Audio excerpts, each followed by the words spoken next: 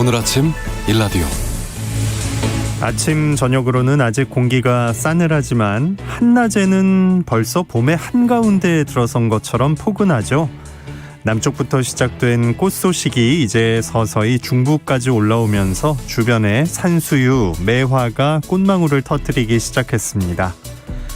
그런데 어제 코로나19 확진자 수 60만 명을 넘었고요. 강원도엔 많은 눈이 쏟아졌다고 하죠. 주말에 또 눈비 소식이 있어서 편안하게 봄을 느끼기 쉽지 않은 것 같은데요. 오늘 따뜻한 차 향기와 함께 먼저 봄맞이를 해보시면 어떨까요? 벚꽃차, 매화꽃차, 목련차도 좋고 구기자, 결명자, 쑥차도 좋을 것 같습니다. 코로나를 이길 면역력도 키우고 봄 기운을 느낄 수 있는 계절차로 훈훈한 온기 나눠보시면 좋을 것 같습니다. 3월 18일 금요일 오늘 아침 일라디오 출발합니다. 저는 아나운서 김재홍입니다.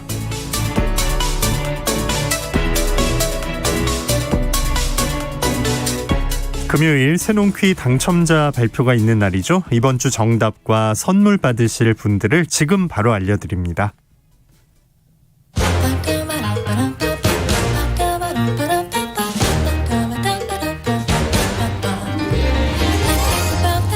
우리 땅, 우리 바다에서 자란 맛있고 귀한 농수산물 정보가 있는 시간, 세상의 모든 농수산물 퀴즈 새농퀴. 이번 주 문제부터 다시 보겠습니다.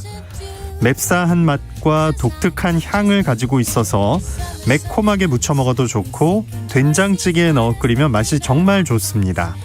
또 간장에 이것을 넣어 만든 양념장, 입맛 없는 봄철에 아주 반가운 밥도둑이기도 하죠. 냉이, 쓴바귀와 함께 봄을 대표하는 3대 나물 중에 하나인 이것은 달래였습니다. 이번 주에도 많은 분들이 참여해 주셨는데요. 모두 감사합니다. 농촌진흥청에서 제공하는 웰빙 잡곡 세트 3287번을 비롯한 3분께 보내드리고요. 1318, 4329번을 비롯한 17분께는 모바일 커피 쿠폰을 보내드리겠습니다. 당첨되신 분들의 번호는 오늘 아침 일라디오 홈페이지 공지사항 게시판에 올려놓겠습니다. 또 개별적으로 연락드리고 있으니까요. 기다려주시기 바랍니다. 우리 농수산물에 대한 다양한 정보가 있는 시간, 세상의 모든 농수산물 퀴즈 새농퀴. 다음 주에도 풍성한 선물과 함께 돌아오겠습니다. 많이 참여해 주시고요. 우리 농수산물 더 많이 애용해 주시기 바랍니다.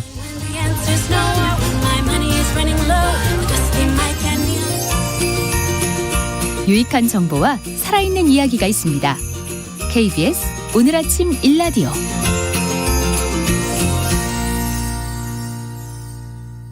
지난 15일이 한미 자유무역협정 FTA가 발효된 지 꼭 10년 되는 날이었습니다. 협상 당시만 해도 농업계를 비롯해 국내 극심한 반대 시위가 연일 이어졌었고 한미 FTA 찬성 입장도 팽팽하게 맞섰었는데요. 공식 협상이 2006년에 시작돼 6년 만에 발효돼서 벌써 10년이 흘렀네요. 산업통상자원부는 한미 FTA 발효 10년 동안 한미 두 나라 무역 규모가 66.1% 증가하고 우리나라 대미 무역 흑자를 매년 거둘 만큼 긍정적 효과가 있다고 분석하고 있는데요. 우려했던 농축산업 분야도 수입 증가율보다 수출 증가율이 더 높아지는 등 결과적으로 경쟁력을 갖췄다라는 입장입니다. 과연 한미 FTA 발효 10년 동안에 농축산업 분야에 어떤 변화가 있었을까요? 농수산 이슈, 오늘 한미 FTA 발효 10년의 효과와 농업 분야 영향에 대해서 알아봅니다. 한국농정신문 원재정 기자 전화 연결합니다. 안녕하십니까? 네, 안녕하세요. 한국농정신문 원재정입니다. 네, 한미 FTA란 단어만 들어도 진짜 그때 어수선함이 좀 먼저 떠오르는데 15일로 벌써 10년이 지나갔네요. 네, 그렇습니다. 세계에서 가장 경제 규모가 큰 미국과 우리나라가 자유무역협정 FTA를 맺은 지 벌써 10년이 흘렀습니다. 우리나라 한미 FTA 바로 10년을 기념해서 미국 워싱턴에서는 기념식도 열렸고요. 여기에는 우리나라 산업통상자원부 등 정부 측 인사, 국회 산업통상자원 중소벤처기업위원회 이하경 위원장 등 여야 의원도 참석했습니다. 네. 국내 역시 한미 FTA 10년 기념식이 여의도 전국 경제인연합회 회관에서 열렸고요. 이 외에도 한미 FTA 10년 성과를 조명하는 좌담회, 기고, 분석기사 보고서 여러 편이 나왔습니다. 잠깐 과거로 되돌아가서 한미 FTA와 관련된 주요 추진 과정을 좀 다시 한번 되짚어보면 지난 2003년에 FTA 추진 로드맵을 통해서 우리나라는 미국과 FTA를 추진하기 위한 중장기 과제를 세웠고요. 3년 후인 2006년 6월에 한미 FTA 공식 협상이 시작됐습니다. 최초 협상안에 대한 서명이 2007년 6월 30일에 있었는데 이 협상 개시 이후에 여러 난항, 추가 협상, 또 추가 협상에 대한 타협 등 2006년 6월 공식 협상을 시작한 지 5년 9개월 만인 2012년 3월 15일 한미 FTA가 정식 발효된 것입니다. 네. 맞아요. 요 며칠 이 관련 뉴스 기사도 많이 쏟아진 것 같은데 네. 발효 10년에 대한 평가들 어땠습니까? 예, 이 한미 FTA 그 양국의 교역량이 늘었다는 게 굉장히 이제 큰 이슈가 됐습니다. 한국무역협회 자료를 보면 한미 FTA 발효 전인 2011년 한미 양국의 상품 무역은 1,008억 달러였는데요. 2021년엔 1,691억 달러로 상품 무역 규모가 커졌고요. 전체 무역 비중도 2011년엔 9.3%였던 것이 2021년엔 13.4%로 늘어났습니다. 네. 경제계가 주목하는 것이 이 교역량 증가 이 외에도 우리나라의 대미무역 수지 흑자 부분인데요. 2011년에는 116억 달러 무역 수지 흑자를 냈는데 2021년엔 한 2배가량 늘어서 대미무역 수지 흑자가 227억 달러로 확대됐습니다. 경제계 입장에서는 미국이라는 큰 시장을 포기할 수 없었고 한미 FTA가 미국과의 무역 활로를 열어준 감초 역할을 한 셈입니다. 네. 농축산업 분야에서 바라보는 평가는 또 어떤지 궁금하네요. 예, 이 농축산업은 한미 FTA 협상 때부터 끝까지 반대를 외쳐왔습니다. 한미 FTA 협상, 서명, 발효 이 각 단계마다 농민단체, 축산단체 가릴 것 없이 비판 성명을 내면서 끝까지 한미 FTA 발효는 저지하겠다는 입장을 굽히지 않았었는데요. 국내 농업은 미국산 농축산물로 결국 고사할 거라는 우려가 농업계에 당시 파다했습니다. 그런데 이번 이제 한미 FTA 바로 10년을 평가하면서 통상 분야 측에서는 민간 품목으로 분류했던 농축산업계도 선방했다. 당시 농업이 다 죽는다는 이 농민들의 우려는 지나친 걱정이었다. 이런 분석들을 하고 있습니다. 네. 그 대표적인 것으로 한우 시장을 좀 얘기를 하고 있는데요. 미국산 쇠고기의 국내 한우 시장이 잠식당할 거다 이렇게 예측을 했지만 한우는 현재 고급화 전략으로 국내 소비 시장을 굳건시키고 있고 또 축산 농가들은 규모를 크게 키워서 오히려 경쟁력이 높아졌다 이렇게 좀 보고 있는 그런 분석들이 좀 나왔습니다. 예, 그러니까 농업계 밖에서 볼 때 농축산업 경쟁력이 높아진 효과가 있는 거 아닌가 이렇게 본다는 거죠? 예, 맞습니다. 이게 이제 농업계 분석이 아니고 통상 분야의 분석이 그렇다는 건데요. 농업의 속사정을 좀 잘 아는 곳, 예를 들면 한국농촌경제연구원에서 한미 FTA 10년 평가를 했다면 좀 결이 다른 얘기가 나왔을 것 같은데 제가 농경연에 어제 확인해 보니까 이 10년 분석 자료는 4월이나 돼야지 나올 거다 이런 답을 들었습니다. 좀 네. 안타까운데요. 통상 분야에서는 특히 한미 FTA 영향으로 10년간 그 우리나라의 대미 농축산물 수출이 발효 전보다 95.2%나 증가한 데 비해서 국내 미국산 그 수입 증가율은 발효 전과 비교해서 34.1%밖에 늘지 않았다는 것도 이 한미 FTA가 국내 농업계의 부정적 영향이 적었다는 이런 근거로 삼고 있습니다. 한국무역협회의 통상지원센터에서 펴낸 3월 통상 리포트 주제 또한 이 한미 FTA 10년 평가 과제인데요. 네. 여기서도 마찬가지로 농축산업 부분의 피해는 컸을 수 있겠으나 대체로 큰 피해는 없었다고 보고 있습니다. 한국무역협회 통상 리포트 자료에는 농축산물 수입 증가로 경쟁 품목 생산자의 일부 피해가 발생했을 수 있다. 그리고 동시에 이미 수입 의존도가 높은 품목의 관세 인하 효과, 그리고 관세 철폐 효과 등으로 수입 물가를 낮췄다는 점, 또 이로 인해서 선택의 폭을 넓히는 등 이 소비자 후생에 기여한 측면도 있다. 이렇게 이제 소비자 관점에서 긍정적 해석을 하고 있습니다.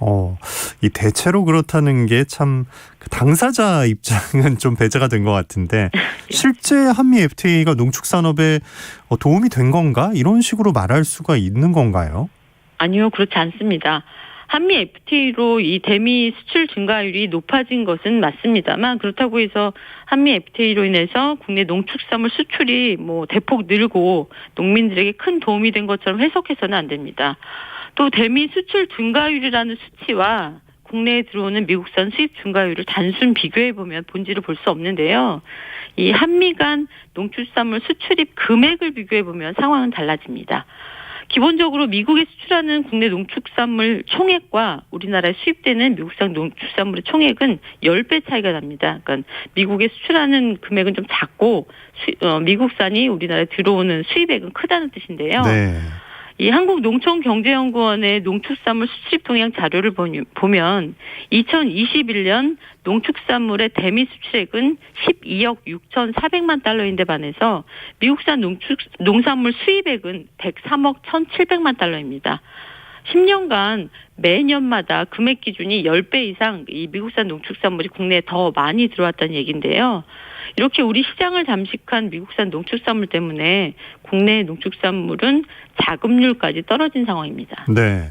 미국산이 들어오니까 그 경쟁력 없는 국내 그 농축산물 생산 기반 같은 건 좀 많이 10년 동안 진짜 사라졌다는 얘기가 되겠네요. 예, 맞습니다. 통상 관계자들은 이 한미 FTA와 농업에 미친 영향을 이제 한우를 빗대서 영향이 크지 않았다는 점을 설명하고 있는데요. 한미 FTA로 한우 산업이 위기에 처했다고는 했지만 고금육 전략으로 한우의 인기는 여전하지 않냐, 괜한 걱정이었다 이렇게 말하고 있습니다. 그렇다면 이제 미국산 쇠고기 수입량이 얼마나 늘었는지부터 좀 차근차근 보는 게 좀 필요한데요. 예. 한국농촌경제연구원이 지난 2013년, 그러니까 한미 FTA 바로 다음 해에 4월 30일에 처음 발간한 FTA 체결국 농축산물 수입 동향 이 분기별 간행물 자료를 보면 미국산 쇠고기 수입량은 2만 8천 톤이었습니다. 6년 후인 2018년 1분기 자료를 보면 미국산 쇠고기가 5만 3천 톤 수입됐고요. 작년 4분기, 그러니까 2021년 4분기에는 25만 톤이 미국에서 수입됐습니다. 그러니까 2013년과 비교해서 2021년에는 미국산 소고기가 800%나 수입이 늘었다는 겁니다. 네. 자급률에 대한 영향도 확인이 됐나요? 예, 자급률 하락세는 굉장히 뚜렷합니다. 2009년 기준으로 국내 쇠고기 자급률은 50.7%였습니다. 그러니까 우리가 먹는 쇠고기의 절반은 국내산이고 나머지가 수입산이었다는 건데요.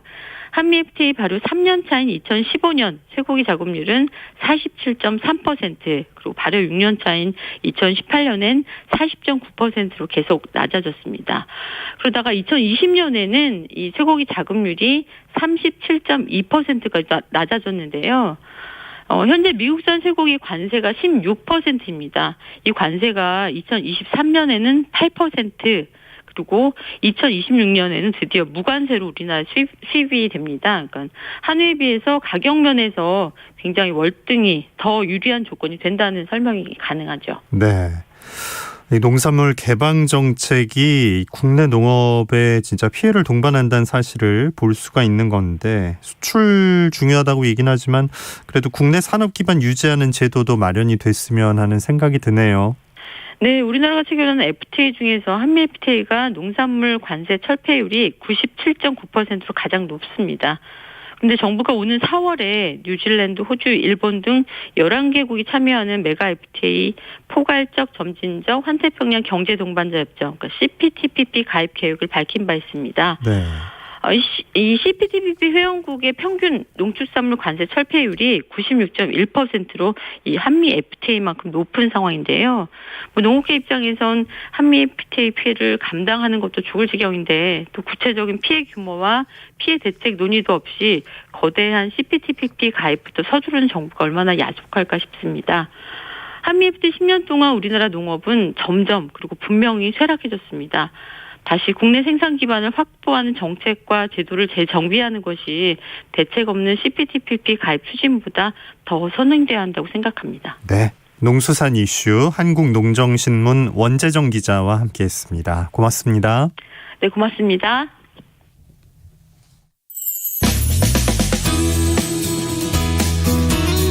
활기찬 하루를 여는 오늘 아침 일라디오 건강한 아침 습관. 안녕하세요. 요가 전문가 원정혜입니다. 바른 복식 호흡은 심폐순환, 뇌 기능을 활성화시키는 데 도움이 될 수 있습니다. 바닥에 가부좌를 하거나 혹은 의자에 앉아서 또는 눕거나 서서 하는 것도 가능합니다. 머리와 골반을 세로로 일직선이 되게 한 상태에서 등을 바로 세우고 혀를 입천장에 붙입니다. 숨을 마실 때 배가 나오고 내쉴 때 배가 들어가게 합니다. 숨을 마실 때는 코에서 출발해서 목, 가슴, 복부까지 들어가는 숨의 흐름에 집중해 보세요. 그리고 숨을 내쉴 때는 복부에서 가슴, 그리고 목과 코로 이어지는 숨의 흐름에 집중합니다. 천천히 숨을 들이마시고 고요하게 숨을 내쉽니다. 천천히 숨을 마시고 천천히 숨을 내쉽니다. 천천히 숨을 마시고 고요하게 내쉽니다. 한 세트에 10번 이상 호흡에 집중하다 보면 안정감과 집중력을 갖는 데 도움이 될 수 있습니다. 오늘도 건강한 하루 되세요.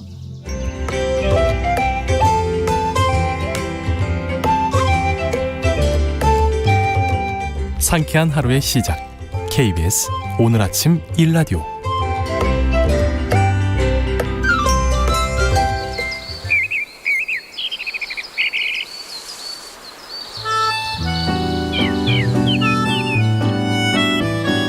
숲으로 가는 길. 숲 해설가 김서정 작가와 함께합니다. 안녕하십니까? 네, 안녕하세요. 네, 오늘은 어느 숲으로 가볼까요? 네, 어느덧 3월 중순이라 봄 소식이 들려오는데요. 제가 사는 중부지방은 아직 남쪽처럼 꽃 소식이 만개하지 않은 것 같습니다.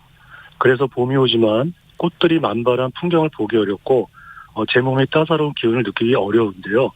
그래서 저도 꽃 소식을 접해보고자 경남 창원에 있는 창원 수목원에 가보았습니다. 네, 봄 소식 전해주시려고 남쪽까지 가셨던 건데 창원 수목원 어떤 곳입니까? 네네. 경상남도 남부 최대 수목원은 1993년 도립 반송 수목원으로 개원한 뒤 2000년의 명칭을 경상남도 수목원으로 변경한 경남 수목원인데요. 워낙 인기가 좋아 창원, 거제, 통영을 비롯해 전국 각지에서 관람객이 찾는다고 합니다. 창원시에 있는 창원 수목원은 도심 속 힐링 공간을 컨셉으로 2010년부터 조성이 되었고요. 2020년 개원한 곳으로 창원 시민들에게 많은 사랑을 받고 있습니다. 창원 수목원 자리는 본래 야산이었는데 70년대에 창원 국가산업단지가 조성되면서 그곳에서 흙을 채취해가 야산이 동산이 되었답니다. 이후 양묘장으로 탈바꿈되었고요. 2000년대 3동 공원을 거쳐 현재 축구장 13개 넓이에 수많은 식물을 식재해 놓은 경남 제3호 공립수목원으로 등록이 되어 있습니다. 네. 다른 자리가 됐을 수도 있는데 수목원이 됐다니까 참 반가운 일이네요. 예, 맞습니다. 창원은 최근 인구 103만 명으로 특례시가 되었고요. 창원 수목원에서 내려다본 풍경에 아파트도 볼 수 있었는데요. 그곳이 낮지만 주위 산들도 잘 보이고요. 도심 속 녹지와 공원도 눈에 많이 띄어 답답함을 충분히 걷어낼 수 있었습니다. 이는 창원시가 숲의 도시 창원을 만든다는 계획이 진행 중이어서 그런 것 같기도 했는데요. 그래서인지 공업단지가 가득한 곳이라는 인상이 많이 사라졌습니다. 저는 창원중앙역에서 버스를 타고 창원 수목원에 내렸는데요. 사전 정보에 따라 그곳에 국내 최대 규모의 선인장 온실이 있다는 걸 알았고요. 그래서 일단 그것부터 봐야지 하는 마음을 갖고 걷는데 벽오동 나무들이 눈에 띄었습니다. 그래서 지난 방송에서 오동나무만 소개해드린 게 마음에 걸려 잠깐 벽오동나무를 소개해드리겠습니다. 네, 창원수목원 가는 길에 이제 벽오동 나무를 만나신 건데 오동나무와 벽오동나무 그 앞에 벽자가 붙으면서 많이 달라지는데 요즘 보기 힘든 나무인가요? 예, 좀 그런 것 같습니다. 그 지난 방송에서 이순신 장군과 오동나무 이야기를 전해드리면서 봉황이 오동나무에만 앉는다고 했는데요. 식물학적으로 오동나무는 현상과이고 벽오동나무는 벽오동과로 완전 다른 종류가 되는데요. 커다란 잎이 비스텝을 함께 부르고 있습니다. 그 작자 미상의 시조를 가수 김도양 씨가 노래를 부른 벽오동에 있는데요. 벽오동 심은 뜻은 봉황을 보자더니 이렇게 시작을 합니다. 예. 시조처럼 봉황은 벽오동에만 앉는다고 전해지고 있습니다. 그런데 우리나라는 오동나무와 벽오동을 딱히 구분하지 않고 오동나무라고 불렀는데요. 오동이라는 이름이 중국에서 전해져 왔고요. 오는 벽오동을 말하고 동은 오동나무를 말합니다. 봉황은 상상 속의 새인데요. 우리나라 대통령을 상징하는 문양이 봉황이고요. 일본 총리를 상징하는 문양은 오동나무입니다. 문화 차이 같은데요. 벽오동의 벽자가 푸를 벽자로 녹색 줄기를 보여주는 벽오동을 그곳에서 봐서 상당히 반가웠습니다. 네. 벽오동을 만날 수 있는 또 곳이었네요. 예상하지 못한 곳에서 이제 벽오동을 보신 그 마음을 전해주셨는데 오늘 소개해 주실 그 내용은 어떤 나무인가요? 예, 파파야를 먼저 소개해드리겠습니다. 파파야를 만난 곳은 선인장 온실인데요. 벽오동이 더 기억에 남은 건 벽오동을 보고 돌아서는데 좀 지저분해 보이는 나무 껍질을 가지고 있는 산수유가 가지 끝에서 노란 꽃이 피어나는 걸 보았기 때문인 것 같은데요. 그 모습에서 봄 기운을 가득 느꼈습니다. 그래서 마치 답사 목적을 이룬 듯 기분이 좋았는데요. 선인장 온실 입구에서니 열대 과일 사진과 이야기가 눈길을 끌었습니다. 안내판을 보면 기온이 높고 비가 많은 열대 지방에는 다른 지방에 비하여 식물의 종류가 많아요. 따라서 열매 또한 종류가 많으며 이런 열매를 열대 과일이라고 해요. 라고 쓰여 있었는데요. 이어서 그곳에서 자라고 있는 열대 과일을 소개했는데 카람볼라, 바나나, 자바애플, 파파야, 말레이 애플, 구아바, 파이애플, 레몬, 레드향, 망고, 한라봉이었습니다. 그런데 안내판 전체 색이 진한 녹색이었는데요. 갑자기 오래전 본 영화 그린 파파야 향기가 떠올랐습니다. 선인장 온실에서 영화를 떠올리신 이유가 있을 것 같은데요. 네, 우리나라에서 1994년에 개봉했다고 하는 그린 파파야 향기는요. 그때는 제가 20대였습니다. 예. 상당히 정적인 영화이지만 파파야를 보면서 파파야로 요리를 하면서 아름답게 성장을 해나가는 주인공 모습이 특별한 기억으로 남았던 것 같습니다. 그때부터 식물과 가까이 지냈으면 더 좋았겠지만 그때는 동적인 활동이 좋았던 것 같았고요. 선인장 온실에 들어가 마주한 파파야는 아늑한 모습이라기보다 전봇대처럼 길쭉했고요. 파파야 열매는 마치 커다란 애호박처럼 보여 영화 속 풍경과는 거리가 있어 보여요. 젊은 시절에 상상했던 것을 이제 마주하신 건데 파파야 실제 어떤지 더 소개해 주세요. 네, 사실 그때는 파파야를 식물로 보았다기보다는 주인공의 외면과 내면을 보여주는 상징으로 봤던 것 같은데요. 그때의 인상 때문에 처음에는 파파야를 있는 그대로의 식물로 보기는 어려웠던 것 같습니다. 그런데 녹색의 파파야 열매 위로 노란빛의 꽃망울들이 보였고요. 그래서 데크길을 따라 올라가 보는데 이 여린 꽃에서 저렇게 커다란 열매가 달린다고 생각하니 파파야가 위대해 보였습니다. 이 파파야에는 파파인이라는 단백질 분해 효소가 들어있고요. 디저트로 좋고 소화제를 만들기도 한답니다. 영화처럼 베트남에서는 우리의 김치처럼 담가먹는 흔한 채소라고 하는데요. 네. 영화를 보면 파파야 잎이 인상적인데요. 파파야의 학명이 카리카 파파야이고요. 속명 카리카는 라틴어 이름인 무화과 나무라는 뜻으로 파파야 잎이 무화과 잎과 닮았다는 건데요. 그래서 더 친숙하게 느껴졌는지도 모르겠습니다. 네. 남쪽까지 가셔서 산수유 꽃도 보고 파파야 꽃도 보고 오셨네요. 진짜 소원을 이루고 오셨네요. 네, 봄을 가득 느꼈는데요. 네. 이 파파야 꽃은 3에서 11월에 걸쳐 1년 내내 핀다고도 하는데요. 이 꽃은 잎 겨드랑이 사이에서 꽃눈이 발달해 피는데 꽃 피는 시기는 나무마다 일정하지 않습니다. 파파야는 암수 딴그루 식물로 암꽃과 숫꽃이 한 나무에 피지 않는데요. 암수 한 그루인 형태도 있고요. 꽃이 핀 후 두세 달이면 열매를 맺어 수확을 할 수가 있습니다. 이 열매를 서양에 처음 알린 사람이 콜럼버스라고 하는데요. 콜럼버스는 이 열매가 맛있었는지 이 열매를 천사의 열매라고 극찬을 했다고 합니다. 그래서 사람들은 파파야 열매에만 관심을 많이 가지고 있는데요. 저는 생각지도 못한 파파야 꽃을 봐서 그런지 그곳에 가기를 잘했다는 생각을 해봤습니다. 네. 자, 파파야 꽃도 보시고 벽오동 나무도 보셨는데 다른 건 어떤 걸 보고 오셨습니까? 네, 풍년화를 소개해드리겠습니다. 겨울에는 아무래도 온실에 있는 수목원을 자주 찾게 되는데요. 날씨 때문이기도 하지만 마음을 즐겁게 해주는 꽃들이 피어있기 때문인 것 같습니다. 그래서 파파야 꽃도 꽃이지만 돈베아, 부겐빌레아, 극락조아 그리고 선인장에서 핀 꽃도 봐서 온몸에 봄이 넘치는 것 같았는데요. 그렇게 들뜬 마음으로 선인장 온실을 나왔고요. 살짝 차갑게 느껴지는 바람 사이로 매화가 피어있어 완전 봄이란 걸 느꼈고요. 창원 수목원의 자랑인 동요의 숲에 들어가니 개나리보다 먼저 봄을 알리는 노란 풍년화가 피어 있었습니다. 개나리보다 먼저. 네. 풍년화, 이름에 풍년, 그 농사 잘 되는 풍년을 뜻하는 꽃인가요? 네, 맞습니다. 그 풍년화는 일본 원산으로 정원소 혹은 조경수로 간혹 심고 있고요. 높이는 2에서 5m인데요. 조롱나무과 낙엽 관목입니다. 이 풍년화는 꽃이 풍성하게 피면 그 해에 풍년이 든다고 해서 풍년화라고 한다는데요.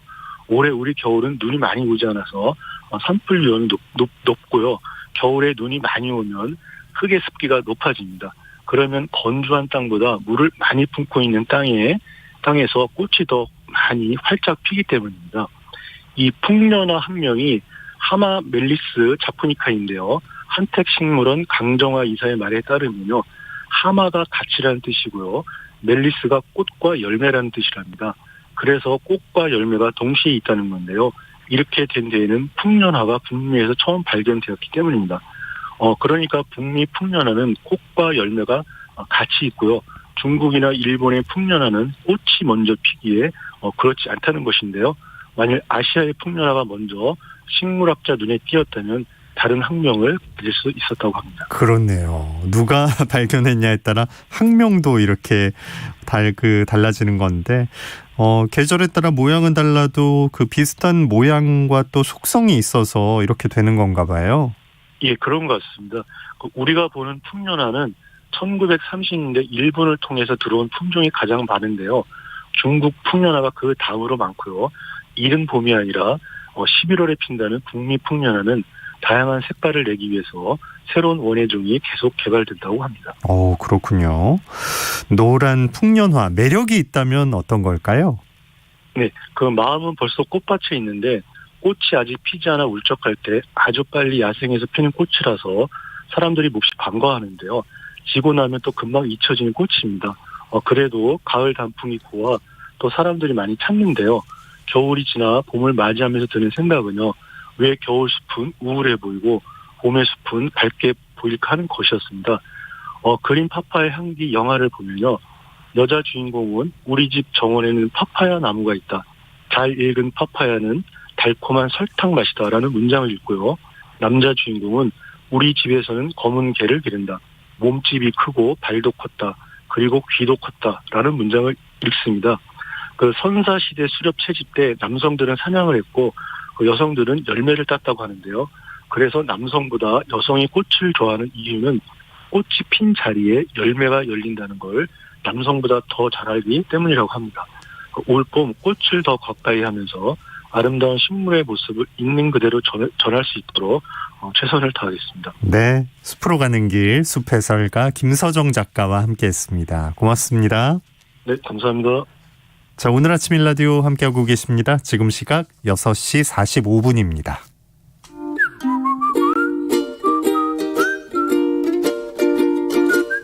오늘 아침 일라디오 김재용 아나운서의 진행으로 듣고 계십니다.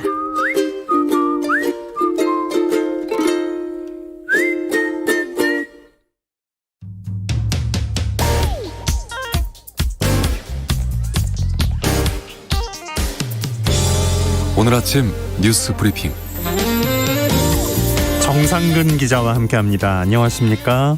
네, 안녕하십니까? 네, 코로나19 확진자가 60만 명대로 올라갔네요.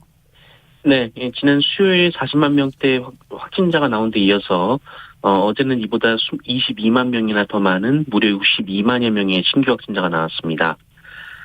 이틀 동안 100만 명이 넘는 확진자가 나온 건데요. 방역당국은 유례없는 확진자 폭증 현상은 전문가 신속 항원 검사로 확진 판정을 하는 이 진단체계의 변화 때문이라고 밝혔습니다. 간편하게 검사를 받을 수 있게 되자 지역사회의 숨은 감염자들이 대거 발견됐다라는 겁니다. 또 하나는 이른바 스텔스 오미크론으로 불리는 변이 바이러스의 출현인데요. 이 전파력이 높은 스텔스 오미크론 점유율이 높아지면서 예측 범위를 벗어났다라는 겁니다. 여기에 전문가들은 정부의 방역 정책 완화가 너무 성급했다라는 지적도 하고 있습니다. 지난달 확진자 증가에도 2차례 방역 지침을 완화했고 이 당국자들의 방역 완화 메시지도 너무 섣불리 이어졌다라는 지적이 나오고 있습니다. 예, 의료 현장은 어떨지 상당히 좀 어려운 상황이라고요? 네, 걱정은 정말 의료 현장인데요. 그 위중증 환자도 위중증 환자지만 이 수술을 받아야 하는 코로나19 확진자들이 이 수술실을 구하기가 어려워서 생사의 기로에 서는 일이 많아지고 있다라고 합니다. 이 동네 병 의원도 비대면 진료 업무가 폭증했고 약국에서는 해열제와 감기약 구하기가 어려워진 그런 실정입니다. 또한 사망자도 어제 429명이나 나왔는데요. 정부는 병원 업무량 증가로 사망 신고가 뒤늦게 이루어지면서 한두 주 전에 사망자까지 포함됐기 때문이다라고 설명했습니다. 하지만 현재 사망자 집계가 이 사망 원인이 무엇이든 이 코로나19의 확진 판정을 받은 분들은 모두 코로나19 사망자로 집계되기 때문에 이 정확한 의료적 대응도 어려워진다 이런 지적도 나오고 있습니다. 네. 자, 대통령직 인수위원회 구성이 마무리됐다고요?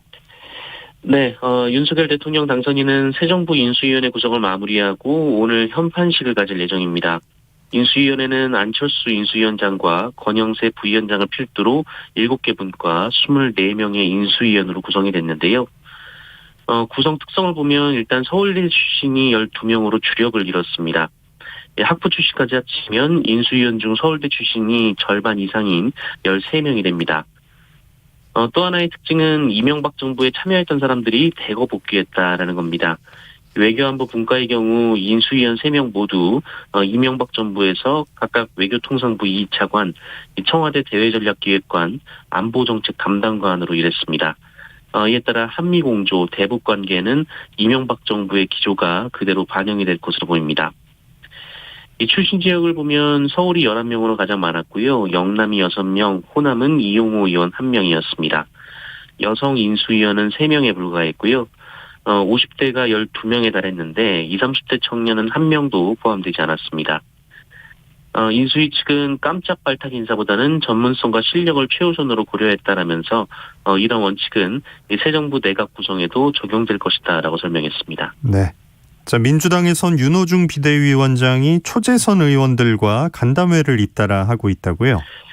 네, 민주당은 윤호중 비대위원장에 대한 당내 퇴진론이 확산되고 있는 가운데 윤호중 위원장과 초재선 의원들의 간담회가 잇따라 열리며 긴장감이 고조되고 있습니다. 특히 어제 초선 의원들과의 간담회에서는 이 대선 패배의 책임이 있는 윤호중 위원장에게 이 쇄신을 주도할 자격이 없다라는 비판과 당의 단합과 지방선거 준비를 위해 힘을 실어야 한다라는 반박이 충돌했다고 하는데요. 이 앞서 진행된 재선 의원들과의 간담회 역시 비슷한 분위기였다고 하는데 윤호중 위원장은 자리에 연연하지 않겠다며 거취 표명 가능성까지 열어뒀습니다. 네. 또 쇄신의 방향을 두고도 갈등이 표출됐습니다. 비대위에 합류한 최이배 전 의원이 이 문재인 대통령을 향해 편가르기와 정책 실패를 인정하고 반성문을 남겨야 한다라고 언급했는데요. 이를 두고 청와대 출신 의원들이 지난 5년간 공은 없고 가만히 있다는 것이냐라며 사과를 요구하기도 했습니다. 반면 당 내용 속에도 민주당에는 지난 일주일간 12만 명의 당원이 가입했는데요. 이 새 정부의 여성 정책 역풍을 우려하는 여성들과 이 개혁 성향의 이재명 전 경기도지사 지지자들이 많아서 향후 이 당 쇄신 기조에 영향을 끼칠 것으로 보입니다. 네. 자, 일본에선 큰 지진이 있었죠? 네, 11년 전 동일본 대지진이 발생했던 일본 도호쿠 지방에서 그제밤 11시 36분쯤 강진이 발생을 했습니다. 규모가 7.4에 이르렀는데요. 이 진앙이 오시카반도 동남쪽 60km 부근이고 지진의 깊이는 57km였습니다. 이번 지진으로 동북 지역인 미야기, 후쿠시마현에서 진도 6강의 흔들림이 관측됐습니다. 진도 6강은 기어가야 이동을 할 수가 있고 또 고정되지 않은 가구가 대부분 움직이고 넘어지는 수준입니다. 그리고 도쿄 시내에서도 진도 4의 흔들림이 관측되며 2, 3분가량 건물이 크게 흔들렸습니다. 네. 지진 피해도 발생을 했는데요. 현재까지 사망 2명, 부상 212명이 확인됐고 한때 220만 가구가 정전이 됐으며 이 8,700가구에는 지금도 물 공급이 안 되는 것으로 전해지고 있습니다. 이 달리는 고속열차는 탈선했지만 다행히 인명피해는 없었고요. 이 고속도로에는 4차선을 가로질러 폭 수십 센티미터의 균열이 생기면서 통행이 중지가 됐습니다. 후쿠시마 원전에도 비상이 걸렸는데요. 이 사용 후 연료를 보관하는 원전 수조의 냉각 펌프가 최대 7시간 반 동안 정지가 됐고 이 방사성 오염수 보관 탱크 5기가 자리에서 이탈을 했습니다. 하지만 일본 정부는 방사능 유출은 없다라고 밝혔습니다. 네. 자, 코로나19 확진자 사전투표 부실 관리 논란으로 사퇴 압력이 좀 있었는데 노정희 선관위원장 사퇴 요구를 거부했다고요? 네, 선거관리위원회에서 어제 사전투표 부실관리 책임을 지겠다며 이 사표를 냈던 김세환 사무총장 면직안 처리를 위한 전체 회의가 열렸었는데요. 이 자리에서 노정희 선관위원장은 거취에 대한 언급 없이 앞으로 더 잘하겠다라는 입장을 밝힌 것으로 전해졌습니다. 노정희 위원장은 회의 후 이 선관위 직원들에게 이메일을 보내서도 이 책임을 회피하지 않겠다라고 했지만 목전에 다가온 지방선거를 흔들림 없이 준비하고 관리하기 위해 위원장으로서 신중하는 것이 오히려 책임을 다하는 것이다라고 밝혔는데요. 이 전국 시도 선관위 상임위원들이 위원장 거취 표명을 요구하는 사상 초유의 성명을 냈었고 이 정치권에서도 일제히 사퇴를 촉구했지만 일단 사퇴 요구는 거부한 상황입니다. 네. 자, 김제한 주택에서 불이 났는데 중증 장애인 3명이 숨졌다고요? 네, 그제밤 10시 47분쯤 전북 김제시의 한 주택에서 방화로 추정되는 불이 나서 뇌병변 장애인 3명 등 모두 4명이 사망했습니다. 당시 집안에는 70대 남성과 사실혼 관계인 여성, 이 여성의 남동생 3명이 있었는데요. 이 남동생 3명이 모두 거동이 불가능할 정도의 중증 장애를 앓고 있어서 불길에 빠져나오지 못했고요. 여성은 불이 번기 전에 몸을 피해 화를 면했습니다. 이들은 2006년 대구에서 김제로 이사를 온 뒤 함께 살았습니다. 이 사망한 매형이 신변을 비관해서 인화성 물질을 끼얹고 불을 질러 극단적 선택을 한 것으로 추정되고 있는데요. 경찰은 정확한 사망 원인을 파악하기 위해 국립과학수사연구원에 숨진 4명에 대한 부검을 의뢰한 상황입니다. 이 간신히 몸을 피한 여성은 남편이 평소에도 다 죽이고 나도 죽으면 된다라는 식의 말을 자주 했었다고 경찰에 진술한 것으로 전해졌는데요. 이 수일 전에는 주유소에서 휘발유가 든 1.5리터 페트병 서너 개를 사왔고 이를 발견한 여성이 화를 내며 치우기도 한 것으로 전해졌습니다. 네. 자, 뉴스브리핑 정상근 기자와 함께했습니다. 소식 고맙습니다. 고맙습니다. 자, 오늘 날씨 알아봅니다. 봄비 소식이 이어집니다. 지금 서울에 비가 내리진 않지만 전국 곳곳에 비가 내리고 있고 대부분 오전에 그치겠지만 저녁 무렵엔 또 다시 시작될 것으로 보입니다. 기온이 낮은 강원 산간에 많은 눈이 내렸는데요. 내일까지 강원 산간, 경북 북동 산간에